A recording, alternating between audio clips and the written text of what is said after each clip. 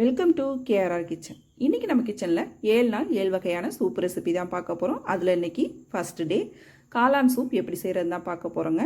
இப்போ வந்து கிளைமேட் நமக்கு சேஞ்ச் ஆகிட்டுருக்கு. இந்த நேரத்தில் பார்த்திங்கன்னா சளி, ஜுரம், இருமல் ஏதாவது உடம்புக்கு தொந்தரவு வந்துக்கிட்டே இருக்கும். நோய் எதிர்ப்பு சக்தி அதிகரிக்கிறதுக்கு டெய்லி ஒரு சூப் குடித்தோம் அப்படின்னாக்கா ரொம்ப அருமையாக இருக்கும். அதில் இன்றைக்கி நம்ம ஃபஸ்ட்டு காளான் சூப் எப்படி செய்கிறது தான் பார்க்க போகிறோம். ரொம்ப ஈஸியாக செய்யலாம், டேஸ்ட்டு ரொம்ப அருமையாக இருக்கும். ரொம்ப ஹெல்த்தியான சூப் ரெசிபி ஒன்று வீடியோவை ஃபுல்லாக பாருங்கள். பார்த்துட்டு நீங்களும் அதே போல் செஞ்சு பாருங்கள். இப்போ வாங்க அந்த காளான் சூப் எப்படி செய்கிறதுன்னு பார்ப்போம். அதுக்கு முன்னாடி நம்ம சேனலில் இப்போ தான் ஃபஸ்ட் டைம் பார்க்குறீங்கன்னா சப்ஸ்கிரைப் பண்ணி வச்சுக்கோங்க. கூடவே பெல் சிம்பல் ப்ரெஸ் பண்ணி ஆளுங்கிற ஆப்ஷனையும் ப்ரெஸ் பண்ணி வச்சுக்கோங்க. அப்போ தான் நான் போகிற வீடியோஸ் எல்லாம் உங்களுக்கு தொடர்ந்து நோட்டிஃபிகேஷனில் ஒன்றுக்கு கிடச்சிட்டு இருக்கும். இப்போ வாங்க சூப் எப்படி செய்கிறதுன்னு பார்த்துடலாம். இப்போ காளான் சூப்பு செய்கிறதுக்கு அடுப்பில் ஒரு பாத்திரம் வச்சுருக்கேன். அதில் ஒரு 2 டீஸ்பூன் அளவுக்கு பட்டர் சேர்த்துக்கிறேன். நல்லா மெல்ட் ஆனதுக்கப்புறம் பார்த்திங்கன்னா 5 பூண்டு பல், அதே போல் 5 சின்ன வெங்காயம் பொடுசாக கட் பண்ணி வச்சதை சேர்த்து நல்லா வதக்கிக்கிங்க. சின்ன வெங்காயம் சேர்க்கும் போது தான் சூப்புக்கு நல்ல ஒரு டேஸ்ட்டு கொடுக்கும். வெங்காயம் வதங்கினதுக்கப்புறம் இதில் 1 டீஸ்பூன் அளவுக்கு இஞ்சி பூண்டு பேஸ்ட்டு சேர்த்து நல்லா வதக்கி விட்டுக்கிறேன்.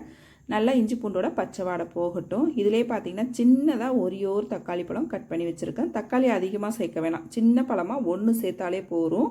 இது போல் நல்லா பொடுசாக கட் பண்ணிக்கோங்க. எல்லாத்தையுமே நல்லா வதக்கி விட்டுக்குங்க. இப்போ வெங்காயம் தக்காளி எல்லாம் நல்லா வதங்கட்டும்.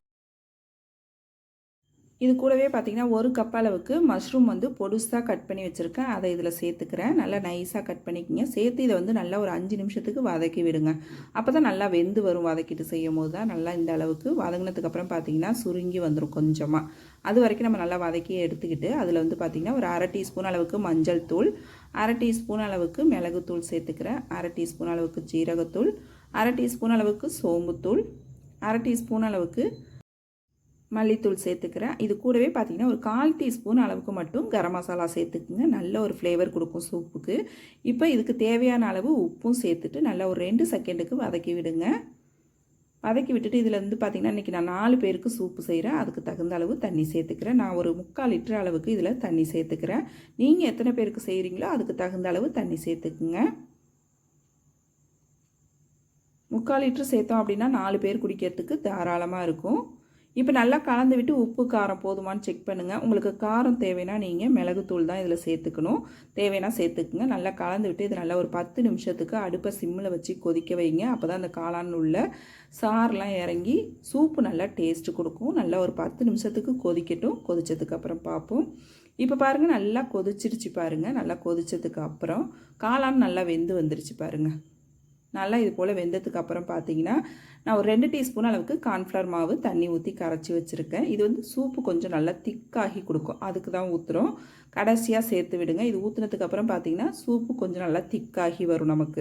இப்போ இதிலே கடைசியாக பார்த்தீங்கன்னா கொத்தமல்லி தழை தூவி ஒரு 2லேருந்து ஒரு 3 நிமிஷம் மட்டும் கொதிக்க வச்சு இறக்கணும்னா நம்மளோட காளான் சூப்பு ரொம்ப அருமையாக சூப்பராக ரெடி ஆகிடுங்க. ரொம்ப டேஸ்ட்டாக அருமையாக இருக்கும். நான் சொன்ன பக்குவத்தோடு ட்ரை பண்ணி பாருங்கள். இதே போல் தொடர்ந்து நம்ம சேனலில் அடுத்தடுத்து சூப் ரெசிபி வரும். நம்ம சேனலை சப்ஸ்கிரைப் பண்ணி கூடவே பெல் சிம்பல் ப்ரெஸ் பண்ணி வச்சுக்கிட்டீங்க அப்படின்னாக்கா நான் போடுற ரெசிபியெல்லாம் உங்களுக்கு உடனே நோட்டிஃபிகேஷனில் கிடச்சிக்கிட்டு இருக்கும். இந்த சூப் ரெசிபியை ட்ரை பண்ணி பாருங்கள். ட்ரை பண்ணி பார்த்துட்டு எப்படி இருக்குன்னு எனக்கு கமெண்ட் பண்ணுங்கள். என்னோட இந்த ரெசிபி பிடிச்சிருந்ததுன்னா லைக் பண்ணுங்கள், ஷேர் பண்ணுங்கள்.